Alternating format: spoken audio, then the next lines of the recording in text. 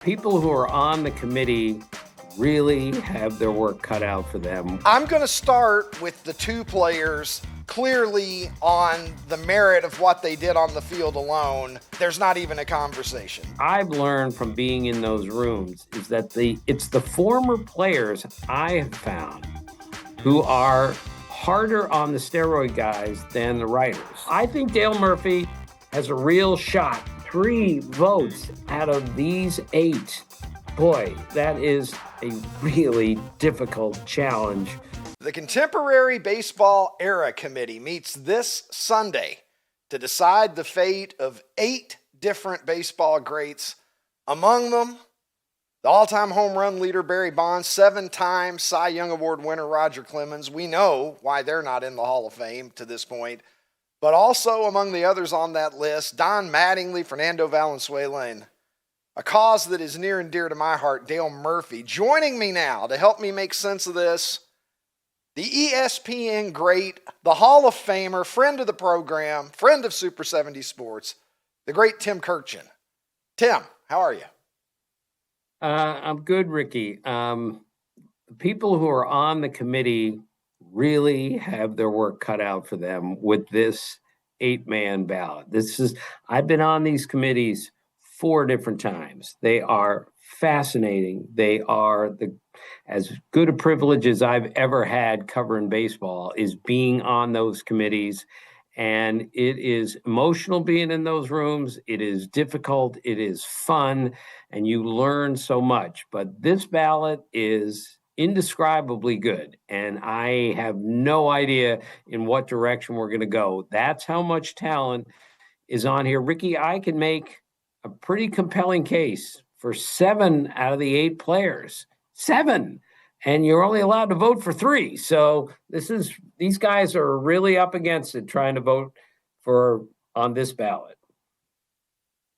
Tim, before we get into the relative merits of these 8 guys, and as you say, it's very strong. I agree with you. There are probably 7 of the 8 that I could squint my eyes and see that they're Hall of Famers, and I might not even have to squint that much with just about any of them. Can you take me inside the room? What is the atmosphere like in the room? You got 16 guys, as you said. For people who don't know, you got 16 guys. It's a mixture of former greats: Fergie Jenkins, Jim Cott, Juan Marichal, Tony Perez, Ozzie Smith, Alan Trammell, Robin Yount.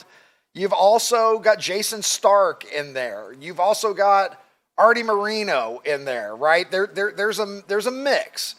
Now, you got to have 12 of the 16, and as you said, that is complicated by the fact that nobody is allowed to vote for more than 3 guys. Take me inside the room a little bit, Tim. What is the mood like? What's the temperature like? Is there discussion that goes on? You know, I'm imagining 12 Angry Men with Henry Fonda. Right. What's it like as you go through that process? Right. 12 Angry Men was a great movie, by the way. I've seen it I've seen it 12 times, I'm sure. Not the point. The point is, Ricky, I've been in those meeting rooms, and I have to be real careful with how I say things because the rules are once you've been in there, you're not telling anybody exactly, specifically what happened. Let's just put it this way. I was in one meeting, and Johnny Bench was in there with us. And he was one of the 8 players, and I was one of the 4 writers / historians, whatever we're going to call it. And Johnny Bench and I wouldn't say we got into it, but we had a disagreement about 2 different players. And I took one side and he took the other. And I wouldn't even say it got pointed because I love Johnny Bench. But the point is, there's supposed to be a debate in the room. There's supposed to be an argument in the room. I've seen people get emotional. I've seen them get angry in the room. And that's the way it's supposed to be. You can't have a really good discussion without somebody saying, no, you are wrong about this, or no, you are absolutely right about this. That's what I saw. And when you have 8 former players and 4 executives and 4 writers / historians, it's a really eclectic mix, and a lot depends on the makeup of the room. I mean, you have to look at it and say, Are these guys going to vote for so-and-so? Are they going to vote for so-and-so? Ricky, I did one of these, and again, I can't give you any specifics, but we voted in a player, and I was on the committee. I was in the room, and I couldn't believe that he was voted in. I didn't think he had enough votes from the people in the room, but he did. So every room is different. Every discussion is different, and it's a very serious thing. I remember being scolded. All of us were scolded once to stay on topic. You're getting off the topic here. So this is not a fun exercise, but it's a really important exercise. And to be in the room with that many Hall of Fame players is such a privilege and such an honor for a guy like me. All right, Tim, let's look at what we have on the menu here. I'm going to start with the two players that clearly, on the merit of what they did on the field alone, there's not even a conversation. We'll begin with Barry Bonds and Roger Clemens, who Barry Bonds is the best hitter of my lifetime. Roger Clemens is arguably the best pitcher of my lifetime. You've got a 7-time MVP in Barry Bonds. You've got a 7-time Cy Young Award winner in Roger Clemens. If we look at WAR, Barry Bonds is 4th all time, and Roger Clemens is 8th all time. So if we're just going to look at WAR, and I like to look at WAR as a data point, I don't completely wrap my arguments up in that metric, but you could easily say 2 of the 10 best players in the history of baseball that we find here. Obviously, we know why they're there, Tim. What is the mood now where we're at with the transgressions, the way that we've seen it? Is there a softening that you think we could be at a point where either Clemens or Bonds could end up getting 12 votes? All right. My gut feeling is neither one of them is going to get 12 votes. Okay. And I agree with you. Barry Bonds is the greatest hitter that I've ever seen. All right. Now, we all know what else happened there, but it's Babe Ruth, Ted Williams, Barry Bonds in that order. That's the list for me. Roger Clemens, for career value, you said arguably the best pitcher of your lifetime. I would agree, as long as we use the word arguably. You look at his career as a pitcher and Bonds as a hitter, both of them should be in the Hall of Fame, but we know why they're not. Now, this is what I've learned from being in those rooms, is that it's the former players I have found who are harder on the steroid guys than the writers. So Clemens and Bonds got 64% of the vote on the writers' ballot in their 10th and final year. That was a big jump from like the 35% that they started at. But I think the former players are harder on anybody with a connection to performance-enhancing drugs. So if there are 8 former players, and not to say all 8 are going to vote against them, that is a really tough room when there are 8 former players and you have a strong connection to performance-enhancing drugs. So my guess is it's a guess. I don't think either one of them is going to get in on this ballot. And remember, they were on this ballot one other time, and they didn't even come close to getting the 12 votes. Not even close. All right. So with that aside, we don't love their prospects. Let's get into the other 6 guys here. Carlos Delgado is where I'll begin. Obviously, he had a very fine career, as did everyone on this list. You don't end up in discussion in one of these rooms unless you had an incredible career. Delgado, 44 WAR, 473 career home runs, 2-time All-Star, only a 2-time All-Star. A lot of competition at first base, obviously, throughout his career, a slugging era to say the least. 546 career slugging percentage, and Tim, 3.8% in 2015. He was one and done. Did not reach the threshold to continue on. So this is only the second bite at the apple that Carlos Delgado has ever had. How do you feel Delgado stacks up here, handicapping whether or not you think he's a Hall of Famer and whether or not you think he's going to be able to get the support in the room to have a chance this year? Yeah, I think he's a Hall of Famer because of the 473 homers, 1,512 RBIs, the OPS of 929. Only 14 players in Major League history have all three of those numbers, and the other 13 are like the best hitters of all time. The reason Delgado was a one and done, and he is the exact reason why we have special committees like this, just in case somebody got left behind after one ballot. I believe I have this right. The 1 year he was on, there were 13 Hall of Famers on that ballot. 13. And when you're the 13th or the 14th best player on the ballot, you're not going to make the top 10. And that's why he got shoved off after 1 year. In a weaker year, he would have done significantly better. He might even made it to the Hall of Fame, but you're only allowed to vote for 10 players. Ricky, I've done a couple of ballots. I've been a voter for 35 years. I've voted for the Hall of Fame. I've covered for 45, but 35 years I've voted for the Hall of Fame. There have been years where I looked at my ballot and said, there are 17 Hall of Famers on this ballot, and I'm only allowed to vote for 10. If I had my way, and I don't, I would say I'm allowed to vote for anyone on the ballot who I think is a Hall of Famer. But what makes it harder is you can only vote for 10. That's why Carlos Delgado got less than 5%. That's why he was one and done. And that's why this committee needs to examine him again, because those numbers are amazing. Yes, only 2 All-Star games, didn't make the playoffs with Toronto. We all understand that, but those are some big numbers. I think he's the best clean player not in the Hall of Fame. Don't forget to subscribe to the Ricky Cobb Show. Just simply head over to YouTube. We are the Ricky Cobb Show channel. And then once you subscribe, get in there, give us some likes, give us some comments, be an active part of this community, because you sweet bastards are the reason that we do this. It is a show by the people, for the people, and you, my friends, are my people. All right, that is a bold endorsement from a man who knows his baseball history. Next, Jeff Kent, 55 WAR, 5-time All-Star, 2000 National League MVP, a second baseman who retired with a career 500 slugging percentage, which is obviously impressive. He topped out at 46% with the Riders. How do we look at Jeff Kent's career? Well, I voted for him, I believe, every year that he was eligible. I think, well, he had more home runs than any second baseman in history.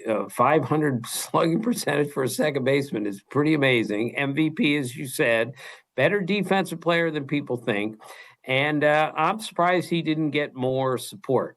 And I think he'll get some support from this group. Again, though, when you only have 3 votes, it's really, really going to be hard for Jeff Kent to get in. And but I would vote for him because I voted for him all those years. But you put him on an 8-man ballot like this and 5 guys got to go, you can only vote for 3. I repeat, a very difficult assignment.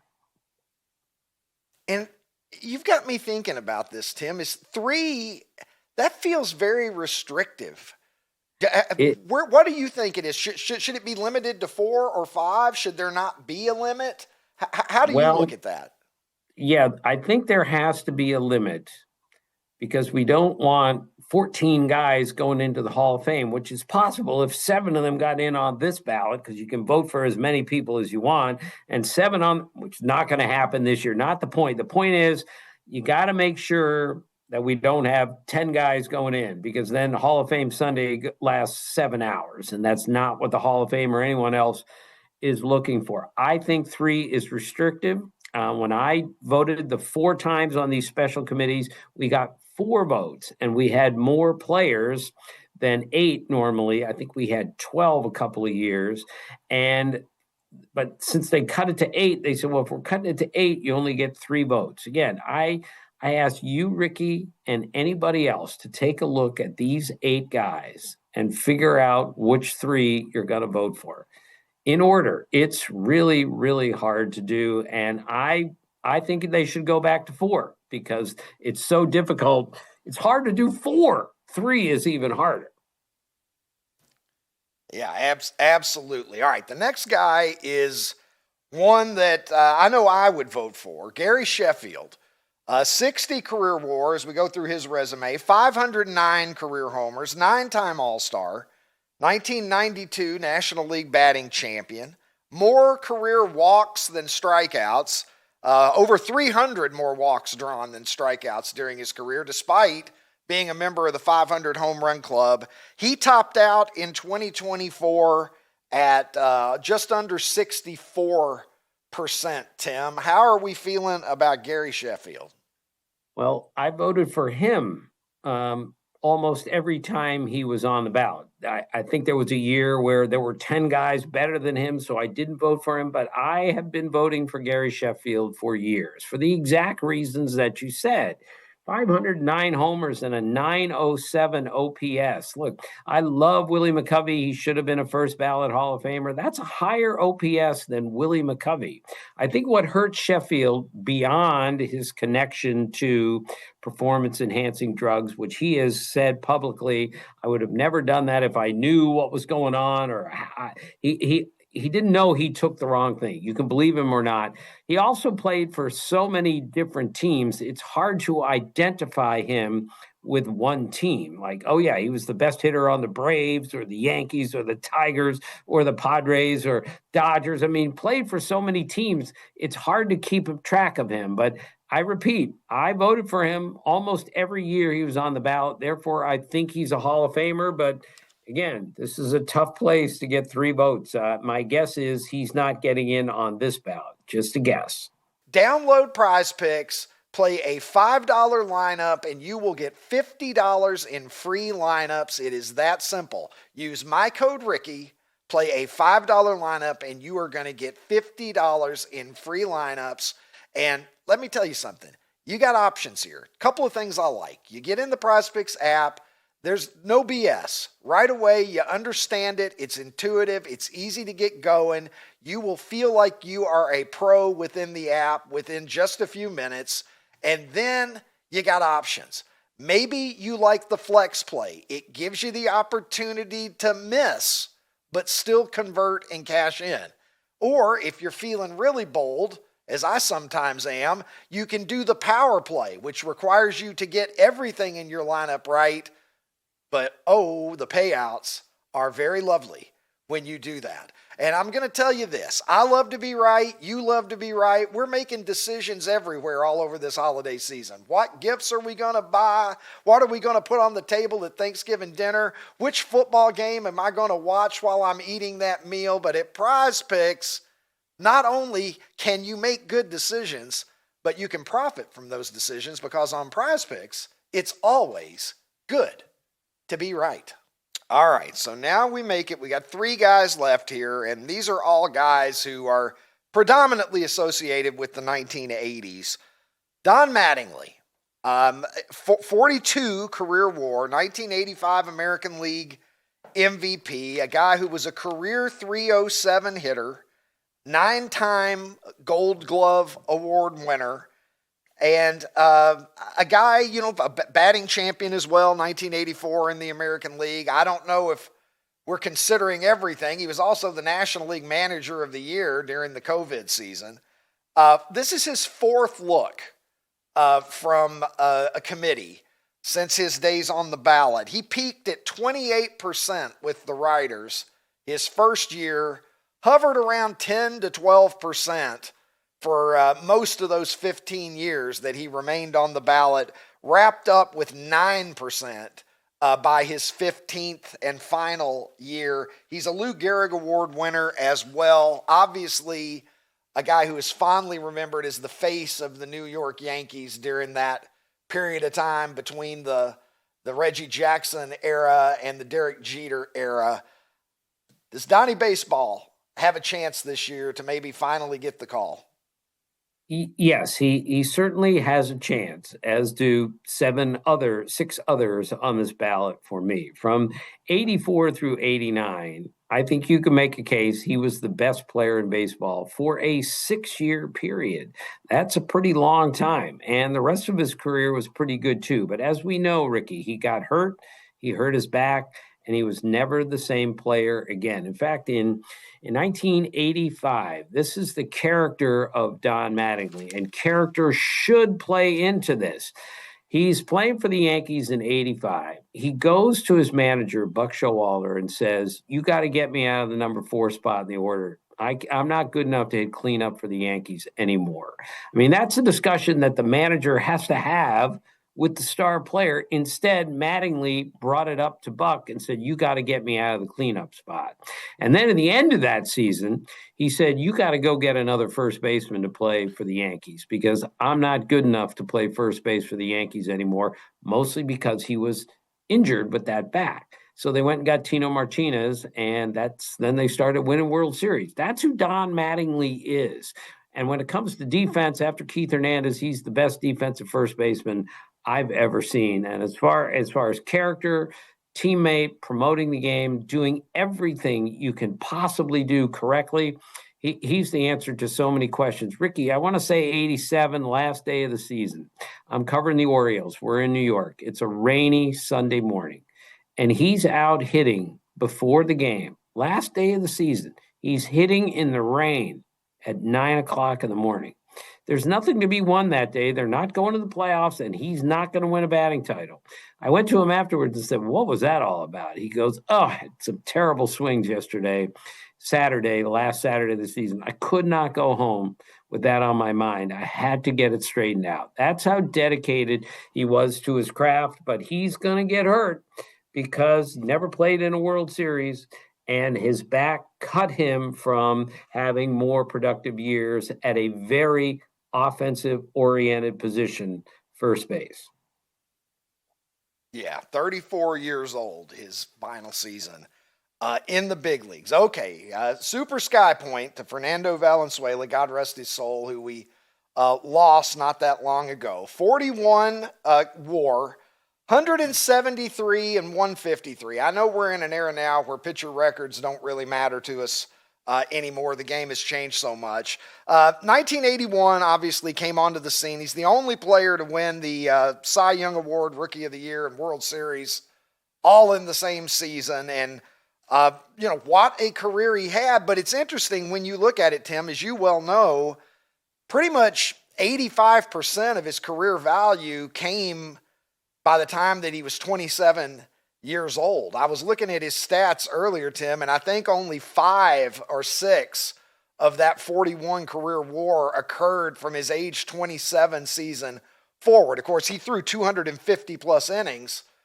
6 consecutive years, I believe it was, after coming up during the strike year. Fernando, and look, Tim, with all respect to Fernando, who I love, one of my favorite players ever, I feel like he's the guy on the ballot here that has the weakest case for the Hall of Fame. Yeah, I would agree. When I tell you 7 people I can make a compelling case for, he's the hardest one of the 8 to make a compelling case. And you're right. He threw so many pitches and worked so hard. The workload was so hard as a teenager. That comes and gets you eventually, and it got him before he even got to age 30, and that's the reason he's not in the Hall of Fame. But I will say, I was covering baseball in 81, Ricky, and go back and look at those first 8 or 9 starts from the 81 season. It's just unbelievable how great he was. And Fernando Mania was a real thing. I covered one of those starts that he made. I've never seen anything quite like it. But eventually, all those innings and that amazing 81 season wore him down. But boy, he was fun to watch. And he was a really important player in baseball history. I just don't think he's a Hall of Famer. There were kids all over America looking up at the sky and firing little league pitches and wiffle balls over houses and backstops and everywhere else. But you're so right. I mean, he was a absolute phenomenon.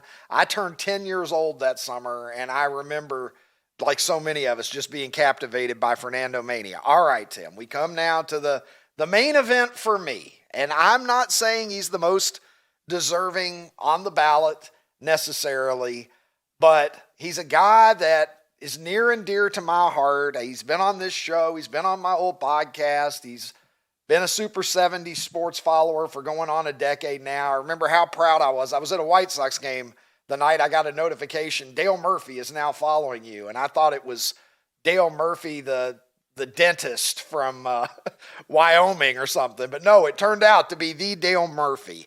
Let's look at Murph's credentials. I had Bob Horner on the program yesterday talking about how he believes that his old teammate should be in the Hall of Fame.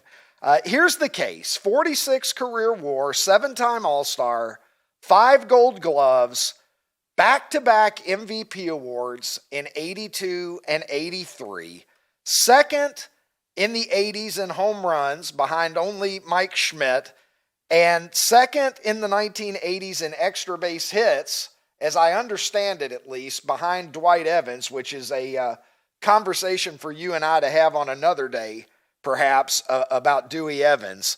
Obviously, Murph ended up with 398 home runs. He kind of fell off a cliff in his mid-30s, and that denied him getting to that 400 threshold. Lou Gehrig Award winner, Roberto Clemente Award winner, generally considered by pretty much everyone who has ever encountered him for more than 5 seconds to be one of the nicest human beings and ambassadors of the game of baseball that there has ever been. Seems like there is a little bit of wind in his sails, at least on social media. I think the mood of us Murphy backers is a little higher now than it has been in the past. He's a 3-time former Veterans Committee person, 18, 20, and 23. Obviously, it didn't work out for him. Is this possibly the year that Murph gets the call to Cooperstown? Yeah, possibly. There is definitely some momentum in his favor. Way more, much more than I remember in any other time on the writer's ballot or any other committee. And Ricky, you talk about character. Character is a big issue when we talk about, performance-enhancing drugs and betting on games and everything else. Dale Murphy is the opposite. He is as good a character guy as you will ever meet in the history of baseball. But it's more than that, Ricky. 82 through 87, that's a 6-year period. He was at worst one of the 3 best players in the game.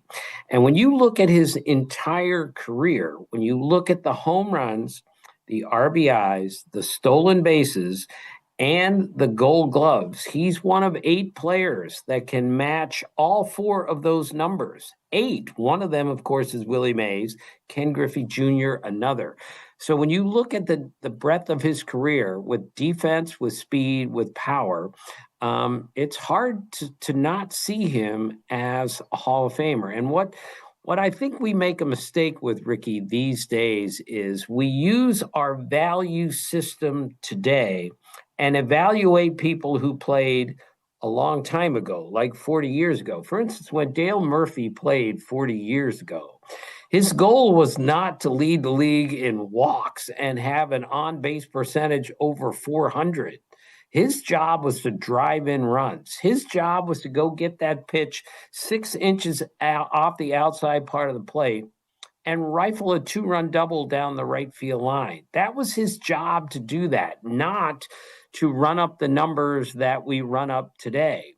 So I think we need to make sure that the way we valued players in the early 80s and all through that decade is different than today. And when you look at what Dale Murphy did in the 80s, it's pretty darn hard to argue with what he did. I mean, when it comes to, 82 through 87, 200 homers, 600 RBIs, 900 OPS, the only other player that had those numbers during that 6-year span was Mike Schmidt, who is the greatest third baseman of all time and a first ballot Hall of Famer. So I think Dale Murphy has a real shot this time around, but I'm going to say it one more time, Ricky. 3 votes out of these 8. Boy, that is a really difficult challenge for the people on that committee. Tim, it's not your job to be clairvoyant. It is your job to analyze and break things down, and you clearly have done it at a Hall of Fame level for decades now. But I'm going to ask you to put on your Karnak hat here. How many guys do you predict will come out of this with the call to Cooperstown? And is there anybody among them that you are comfortable predicting that you think they have the greatest chance with that committee this year? Well, first off, Karnak the Magnificent was one of the funniest bits in the history of the Tonight Show. Johnny Carson one night put up the answer to his head, sis boom ba. What's the sound makes when a sheep blows up? Sis boom ba. I never missed a Karnak the Magnificent. All right. I'm stalling here, Ricky, because this question is impossible. You're asking me, am I comfortable making a prediction here? The answer is no, I'm not comfortable because I cannot read this. It is too hard for anyone. But I'm going to answer your question the best guess I can give you. I think Carlos Delgado and Dale Murphy are going to make the Hall of Fame off of this ballot. That's what I think. The other guys are worthy. I repeat, I voted for a bunch of other guys, but with other connections, baggage, performance-enhancing drugs, my guess is two clean guys, completely clean guys, as far as, Dale Murphy and Carlos Delgado will get in on this ballot. Total guess, because trust me again, you have no idea what's going on in that room until you get into that room. The number of times 4 times I was in that room and I left totally confused a couple times. Like I was in the room and I didn't see this coming. So there's no telling what might happen, which makes the entire exercise so rewarding, so fascinating, and so difficult. Well, you have certainly helped us frame it into perspective very well today. And you know what, Tim? I hope you're right. I would take that result. There, as I said, I'm with you there, man. There's probably 6 or 7 guys that I would vote for if I had the capacity to just go yay or nay. But if we end up with Delgado and Murph this year, as a Murphy guy, I would be happy with that because Carlos Delgado, I think, is deserving as well. Time will tell. Hey, last question, Tim, before you get out of here. And it's not about Gilligan's Island. I thought maybe I would zing you with a Gilligan's Island question on the way out. But I'm going to ask you, how long are you in there? Like when you go into that room, how long are you expecting? Does it vary? How long does it take for it to get settled? Well, they like to keep it to 15 minutes per player. And with 8 players times 15, you can figure it out. I've been in there where it went way longer than 15 minutes per player. And with some of the guys on this list, 15 minutes is not going to be enough for 16 people to weigh in on some really interesting and controversial careers. So my guess is they're going to be in there for several hours. They're going to break for lunch, and then they're going to go back at it again, and then they're going to vote. So every committee is different. It all depends who takes the lead.